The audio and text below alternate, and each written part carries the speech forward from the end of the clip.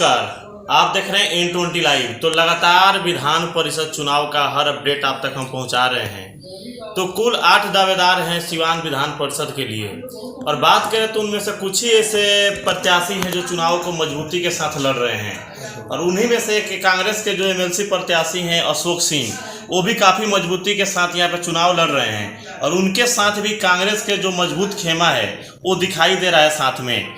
तो हमारे समक्ष अभी मौजूद है यहाँ पे जो कांग्रेस के जिला अध्यक्ष हैं पांडे जी, इनसे भी बात करेंगे और जानने की कोशिश करेंगे क्या रणनीति है, क्योंकि महज और 7 से 8 दिनों का समय है और उसके बाद से यहाँ वोटरों को तय करना होगा सिवान का MLC कौन बनेगा।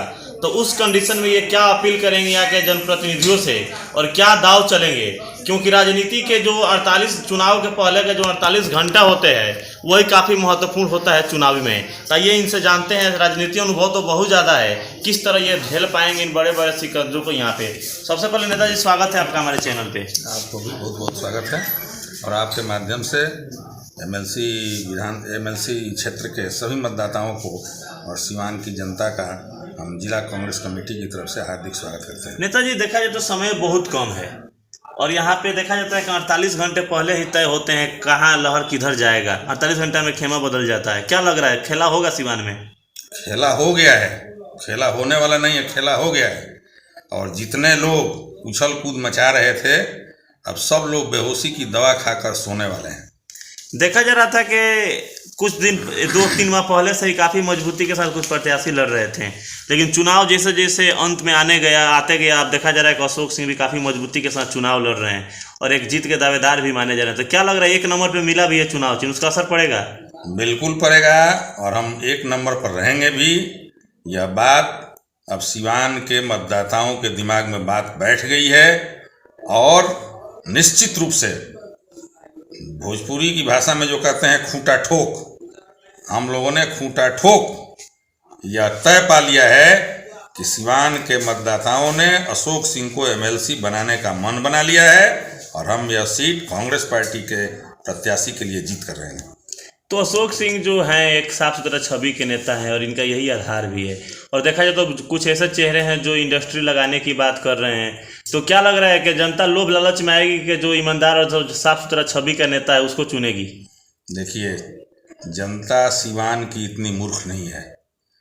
चुनाव जीतेंगे तो इंडस्ट्री लगाएंगे, और 7 साल उनकी इंडस्ट्री कहाँ थी?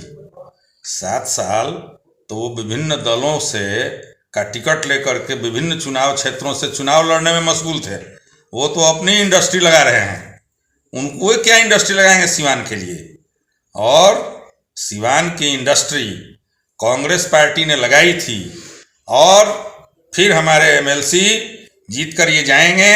और जब 25 में जब हमारी सरकार बनेगी तो हम सिवान में इंडस्ट्री लगाएंगे। नेताजी, आप जिला अध्यक्ष हैं, अब सिवान जिला की बात करें तो कांग्रेस के सरकार में 3 यहाँ पे चीनी मिल मिला था सिवान जिला में, और कटाई मिल भी था, वो सारा अभी बंद पड़ा हुआ है। तो क्या माना जाए, कांग्रेस के द्वारा ही शुरू किया जाएगा कि इसी तरह ही चलेगा ये? देखिए,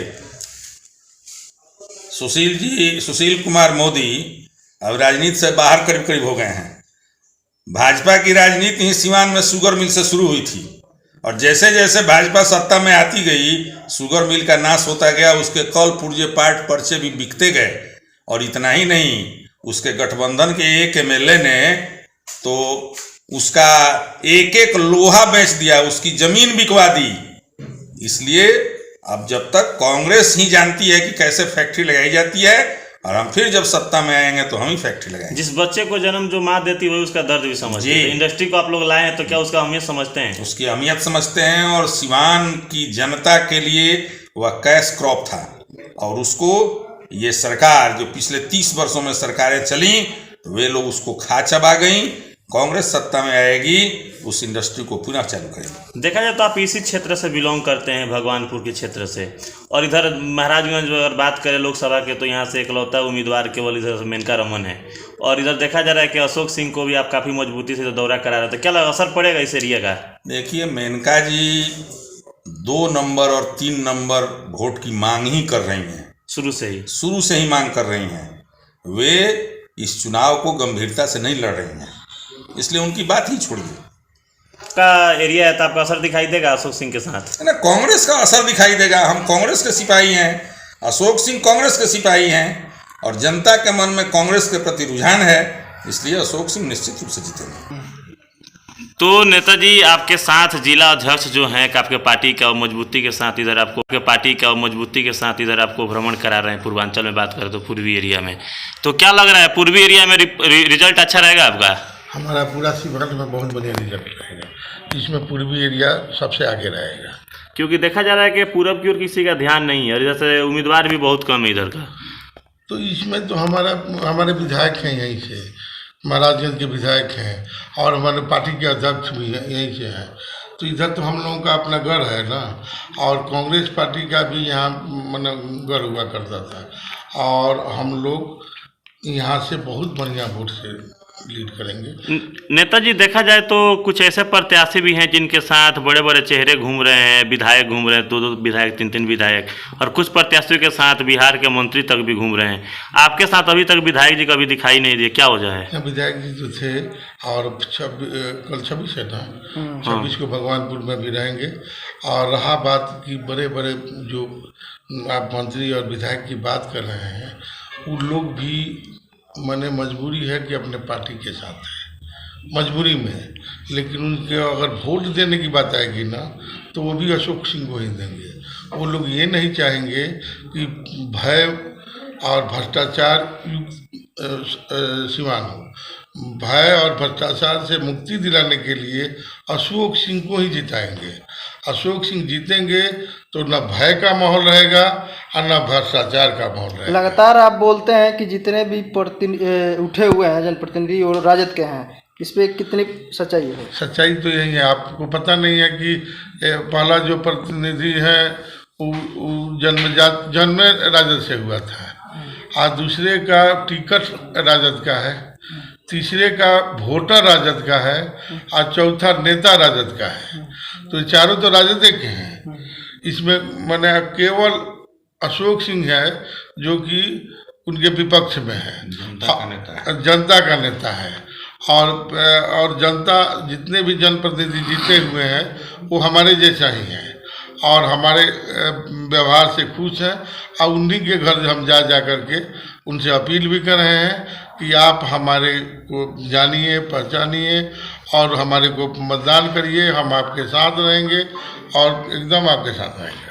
तो क्या लग रहा है कि यहाँ के जो भी प्रत्याशी हैं, अभी तक 8 दावेदार हैं, उनमें से अशोक सिंह का लड़ाई किसी के साथ दिखाई दे रहा है? देखिए, लड़ाई जो है ना 30 तारीख को, ये जो कलकत्ता वाले हैं वो 30 तारीख को अपना बोरिया बिस्तर बांध करके और डंडा बंडा जो हारी बर्सन है उसको फोड़ फाड़ करके कलकत्ता शिफ्ट कर जाएंगे। और जो प्रत्याशी हैं वो 4 तारीख के बाद काउंटिंग में नहीं जाने लायक रहेंगे, इसलिए वो समझ जाएंगे कि हमारे लोगों का जमानत भी नहीं बच रहा है। हम 7 तारीख को जब काउंटिंग होगा तो आप लोगों को भरपूर मिठाई खिलाएंगे और जो भी ये लोग हैं किसी का भी जमानत बचने नहीं जा रहा है। अब भौकाल बनाने से आम जनता का वोट नहीं ना है, ये तो जनप्रतिनिधि का वोट है, ये पढ़े लिखे और सुलझे हुए इंसान का वोट है। और ये लोग सब समझते हैं कि अगर ये लोग जीतेंगे तो क्या होने वाला है। किसी के दरवाजे पे जाने में डर लगेगा, किसी के दरवाज़ा खुलेगा ही नहीं, और किसी के दरवाजे पर पहुंचने का, एक जो विनोद जायसवाल जी हैं उनके यहाँ जाने में 5,000 रुपया खर्चा करीबन पड़ेगा और 3 दिन का समय भी लगेगा। वहीं जितने भी जनप्रतिनिधि पूछ भी रहे हैं कि मान लिया जाए कि हम जिता दिए उन लोगों को, तो ये पैसा कौन देगा जो वहाँ जाने का 5,000 रुपया किराया लगेगा, वो आप दीजिएगा। तो वो लोग कहता है कि हंसने शुरू कर देता है, ये कैसे होगा जी, तो हम क्यों वोट दें उसको। तो क्या अपील कीजिएगा त्रिस्तरीय पंचायती राज चुनाव में जो जीत के प्रतिनिधि लोग आए हैं, जो इस एरिया के हैं, भगवानपुर, बसंतपुर, गोरिया कोठी, लकड़ी नबीगंज, क्या अपील कीजिएगा इन वोटरों से? सभी वोटरों से, जितने भी सिवान के जनप्रतिनिधि जीते हुए हैं उन लोगों से अपील करता हूं कि सिवान को भय मुक्त, भ्रष्टाचार मुक्त बनाना है तो अशोक सिंह को जिताना है। और सच्चा चुनिए, अच्छा चुनिए, नेक चुनिए, एक चुनिए, एक पर ही हमारा चुनाव ये है मैंने नंबर है। नंबर 1 नंबर है, और आप 1 नंबर के सामने 1 लिख करके अशोक सिंह को जिताइए, और जितने भी और लोग हैं उसका जमानत जब्त करेंगे।